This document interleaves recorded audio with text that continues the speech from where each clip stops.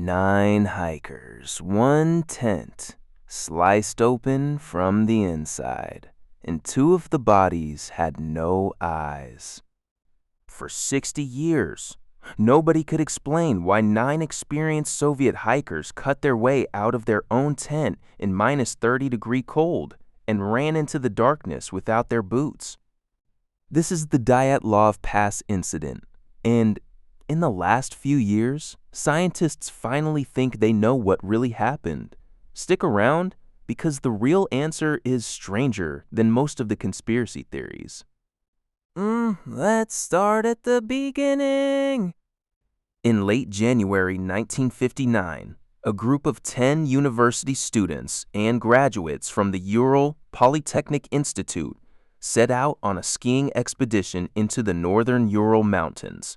Their leader was a 23-year-old engineering student named Igor Dyatlov, and the group would later be named after him. This wasn't a casual weekend hike. It was a Grade 3 expedition, the most difficult certification in the Soviet hiking system, and completing it would earn each member an advanced sports certificate. They were experienced. Several had already completed lower-grade wilderness treks in brutal winter conditions. This was not a group of amateurs wandering into danger by accident. On January 27th, the group began their approach toward Kholat Syakh, a mountain whose name in the local Mansi language translates to Dead Mountain. That name existed long before 1959. Keep that in mind. On January 28th, one member, Yuri Yudin, turned back early due to knee and joint pain. That decision saved his life. He would go on to be the last surviving member of the expedition, and he spent the rest of his life trying to understand what happened to his friends. The remaining 9 pressed on: Igor Dyatlov, Zenaida Kolmogorova, Ludmila Dubinina, Alexander Kolovatov, Rustam Slobodin, Yuri Dorosenko, Yuri Krivonisenko, Alexander Zolotaryov, an older, more experienced instructor who joined the group, and Nicholas Thibault Brignol. On February 1st, the group began climbing toward a pass on the slope of Kholat Syakh. Weather worsened, and rather than descend back into the safety of the tree line, they made a decision that has been debated for 6 decades. They pitched their tent directly on the open slope, apparently to avoid losing the elevation they'd already gained. It was a calculated risk, not recklessness. Experienced expedition leaders sometimes made exactly this call. That was the last confirmed decision Igor Dyatlov ever made. The group was expected to send a telegram once they returned to the nearby town. When February 12th passed with no word, nobody panicked immediately. Delays were common on expeditions like this. But by February 20th, family members demanded a search. The Soviet Army and police mobilized volunteers, students, and eventually aircraft. On February 26th, a search volunteer found the tent. And this is where the story turns from a missing persons case into one of the most examined death scenes in modern history. The tent had been pitched correctly, secured against the wind, but it had been cut open from the inside, not the entrance. The actual fabric wall sliced through with a knife in multiple places. Boots, warm coats, and supplies were still inside. Whatever made 9 people leave their tent in sub-zero cold, they did it in such a hurry that some of them didn't put on their shoes. Footprints, some barefoot, some in socks, led away from the tent down the slope toward the tree line. Over a kilometer away, the line of prints was described as orderly, not scattered, not panicked in different directions. 9 people moving together down the mountain into the dark without their coats. The first 2 bodies were found near the tree line, under a large cedar tree. Yuri Doroshenko and Yuri Krivonisenko, both in only their underwear. Evidence at the base of the cedar showed the bark had been broken off up to 5 meters high, suggesting one of them had climbed it, likely to see the tent or watch for the others. There was also evidence of a small fire built nearby. They died of hypothermia. 3 more bodies were found across the slope between the cedar and the tent: Igor Dyatlov, Zenaida Kolmogorova, and Rustam Slobodin. Their body positions suggested they had been trying to climb back to the tent when they collapsed. All 3 died of hypothermia as well. Though Slobodin also had a skull fracture, one that investigators at the time didn't consider severe enough to be fatal on its own. Those 5 bodies were recovered by the end of February. The remaining 4 weren't found for another 2 months, buried under thick snow in a ravine further down the slope, and this is where it gets genuinely disturbing. Alexander Kolovat, Alexander Zolotaryov, Nicholas Thibault Bruniola, and Ludmila Dubanina were found in May, once the snow began to melt. 2 of them, Thibault Brunel and Zolotaryov, had severe chest fractures, described by the original medical examiner as comparable to the force of a car crash, with no external bruising or skin damage to indicate what caused them.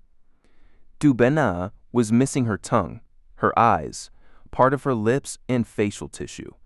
Some of the clothing recovered on these 4 bodies also tested positive for elevated radiation levels, and clothing had been cut from the earlier victims and layered onto these last 4, as if the group had tried to share what little warm clothing remained between them as they died one by one. The original Soviet investigation closed in May 1959 with the now infamous conclusion: the hikers died because of, quote, a compelling natural force. No further explanation. The case files were sealed. This was the height of the Cold War, and government secrecy around Soviet-era deaths was the default, which is exactly why this case became fertile ground for 6 decades of speculation. Secret weapons testing, Soviet military cover-ups, wildlife attacks, infrasound-induced panic, and yes, extraterrestrial encounters. So what does the actual evidence support? Once you strip away the speculation, the chest fractures without external bruising are the detail that broke every early theory. A physical assault would leave bruising and defensive wounds. There were none. Whatever caused those injuries applied enormous, even pressure across a wide area, not a targeted blow. In 2019, Russian authorities formally reopened the case, largely due to public pressure and the 50th anniversary of the tragedy. Investigators narrowed the plausible causes down to 3: a snow avalanche, a blizzard, or a hurricane-force wind event. In 2020, following renewed on-site investigation, prosecutors publicly concluded that an avalanche was the most likely cause. Then, in 2021, 2 independent scientists, Alexander Puzarin of ETH Zurich and Johann Gaum of the Swiss Federal Institute of Technology in Lausanne, published a peer-reviewed study modeling exactly how a small delayed slab avalanche could have occurred on that specific slope. Their key findings solved the biggest objection critics had raised for years. How could an avalanche happen on a slope with only a shallow incline, hours after the hikers had already cut into the snow to pitch their tent with no fresh snowfall to trigger it? The answer was wind. Katabatic winds common to that terrain can slowly transport and pack snow onto a slope over many hours, building a slab under tension without a single visible snowfall, cutting into the slope to level the tent platform. Something the group did as standard technique, removed the support holding that slab in place. The delay between pitching camp and the release, potentially several hours, matched the timeline. And crucially, the researchers used real crash test dummy data, drawing on Soviet-era research into the physical forces a body can withstand without external bruising, to demonstrate that a small slab avalanche, even a partial one, could produce exactly the kind of internal chest trauma found on 2 of the victims, without matching cuts or bruises. Under this model, here's what likely happened. A slab of wind-packed snow shifted above the tent, not enough to bury it in an avalanche in the dramatic sense most people picture, but enough to partially collapse onto the group, injuring some and terrifying all of them in complete darkness. Cutting their way out was the fastest way to escape a partially collapsed, snow-filled tent, faster than fumbling with a frozen zipper in the dark. Retreating toward the tree line in the freezing cold made complete sense, shelter, and the ability to build a fire.